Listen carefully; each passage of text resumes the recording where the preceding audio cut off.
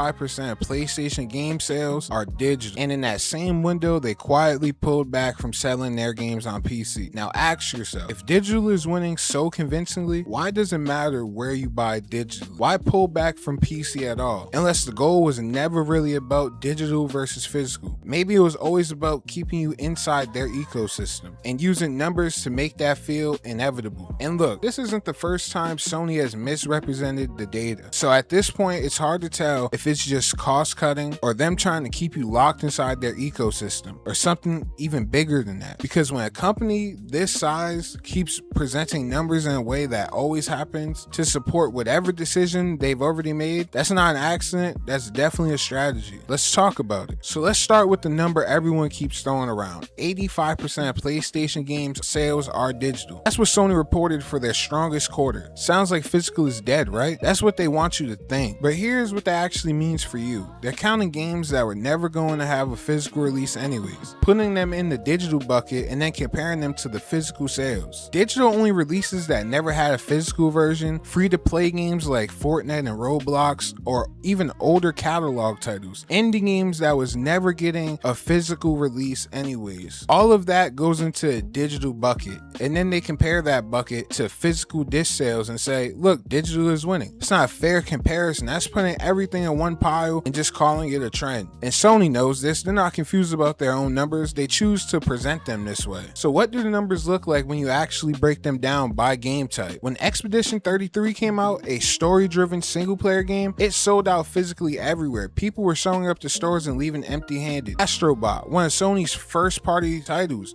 from late 2024, still showed roughly 50% physical sales. Ghost of Tsushima, God of War, The Last of Us, these games move physical copy at a rate that looks nothing like the 85% digital narrative. Because here's the thing, people don't want to own physical copies of 2K or Madden anymore. Nobody's driving to GameStop to get the new FIFA or NHL game. Those titles come out every year and become obsolete physically. Digital makes way more sense for these titles. But unique story-driven games, those games that people actually want to own, replay, lend to a friend, put on a shelf, collect, that's a completely different conversation. And Sony is deliberately mixing those two completely different behaviors into one number to tell one story. Now here's the second data point they've been quiet about. Sony has been releasing first-party games on PC, Steam, GOG, Epic for the last few years. Spider-Man, God of War, Horizon Zero Dawn, all that shit. These are massive titles, and they've been releasing them a year or two after the PlayStation launch. For the first fiscal year ending March 2025, Sony's non-PlayStation software sales, which is basically PC, came in around $656 million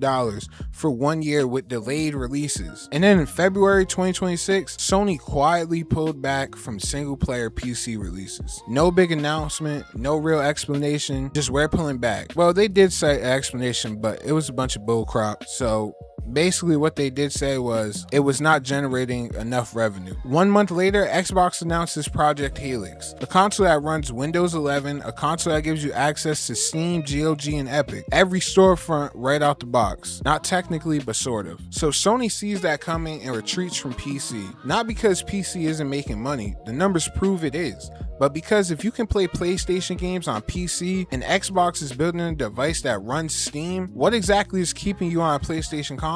And that's actually worth sitting with for a sec. Project Helix, the next Xbox, boots into a console. Style interface, but lets you exit to full Windows 11, which means Steam, which means every game you ever bought on PC, which means you're not locked into anybody's ecosystem. Xbox mode already rolled out to Windows 11 in April 2026. Right now, today, you can turn your PC into something that feels like a console, with access to every storefront without buying any new hardware. That's the wall coming down, and Sony saw it coming. Because here's the thing about PlayStation's dominance, it's always been built on exclusivity and ecosystem lock-in. You stay on PlayStation because your friends are there, your library is there, your saves are there. The moment those walls start to feel optional, the whole value proposition changes. And this is the part nobody talks about. Right now, PlayStation controls roughly 70% of the current gen console console market. That's not competition, that is pure dominant. One platform has that much market share, they get to set the terms, period. They get to decide what physical means, they get to decide what digital means, they get to present numbers however they want, and most people just accept it. Nintendo isn't going to save you. They're in their own lane and they know it. And Xbox right now is more of a software and services play than a hardware competitor. So if Sony decides physical is dead and they present the numbers to support that, there's nobody with enough market share to push back and say you're wrong. That's not a healthy market. That's one company deciding the future of an industry for everyone. So here's where I land. Physical media isn't dead. Story-driven games prove that every time one sells out in stores. The numbers Sony is presenting are real, but they're telling you half the story on purpose. And the PC pullback isn't about digital being the future. It's about keeping you in a place where Sony controls what you access, what you own, and what disappears when they decide it should. The walls are coming down everywhere else. Steam Machine, Project Helix, Xbox mode on Windows 11. The idea that you have to pick one platform and stay there is getting harder to justify. Sony knows that, and that's exactly why the numbers